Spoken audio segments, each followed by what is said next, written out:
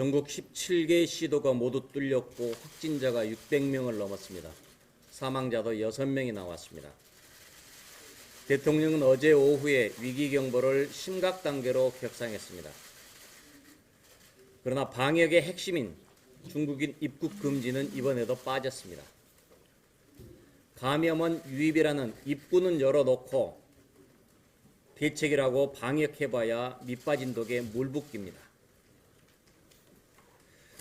우리 미래통합당은 지난 1월 27일부터 누차 중국인 입국 전면 제한 조치를 얘기를 한 바 있습니다.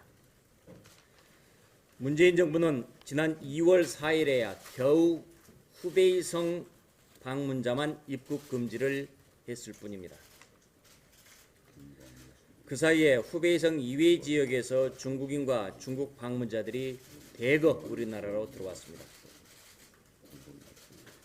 그런데 중국인 중 일반인은 마음대로 활보하고 있습니다. 중국인 유학생만 기숙사 격리, 자가 격리 시킨다는 것입니다. 이런 우스꽝스러운 얘기가 또 어디 있습니까? 하나는 격리하고 하나는 놔주고. 지금 전 세계 41개국이 중국 전역을 대상으로 입국 제한 조치를 하고 있습니다. 문 대통령에게 요구합니다. 즉각 중국 전역에 대한 입국 금지 조치를 취하십시오. 더 이상 중국의 눈치를 볼 것 없습니다. 중국 눈치를 보는 이유를 국민들은 도저히 이해할 수가 없습니다. 정작 발생국인 중국인은 자유롭게 한국을 드나드는데 한국인은 외국에서 입국이 거부되고 있습니다. 이게 말이나 됩니까? 이 어이없는 일에 대해 대통령은 큰 책임감을 느끼고 즉각 정책을 바꿔야 합니다. 의사협회도 이미 6차례나 중국 전역에 대한 입국 금지 조치를 취하라고 한 바 있습니다. 대통령과 정부는 제발 전문가들의 충고를 받아들이십시오. 이번에 심각 단계로 격상하면서 대통령이 했던 얘기가 전문가들의 조언에 따라서 올린다라고 한 바 있습니다. 2015년 메르스 사태 때 당시 야당 대표였던 문재인 대통령은 이렇게 얘기했습니다. 슈퍼 전파자는 다름 아닌 정부다. 박근혜 대통령 사과하라 라고 요구했습니다.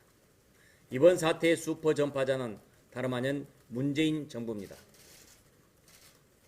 당시 문재인 대표는 메르스 사태가 종식되자 이런 얘기도 했습니다. 다시는 이런 사태가 발생하지 않도록 정부의 책임을 묻겠다. 똑같이 돌려드립니다. 미래통합당은 이 위기를 극복하기 위해 초당적으로 협력할 것입니다. 예비비 사용과 추경 편성에도 협조할 생각입니다.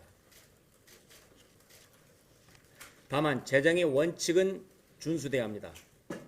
정부는 기존 예산과 예비비를 어떻게 투입하고 또 할 것인지 그리고 추경 편성 경우 어디에 얼마만큼 쓸 것인지 국민한테 투명하게 밝혀야 합니다. 문재인 대통령은 메르스 사태 때 추경 11조 6천억 원에 대해서 이렇게 얘기했습니다. 정부가 제대로 대처했으면 천문학적 추가 국민 세금이 추가될 일이 없었을 것이다. 추경은 전적으로 정부의 무능을 드러낸 것이다. 자신이 한 말을 그대로 상기하시기 바랍니다.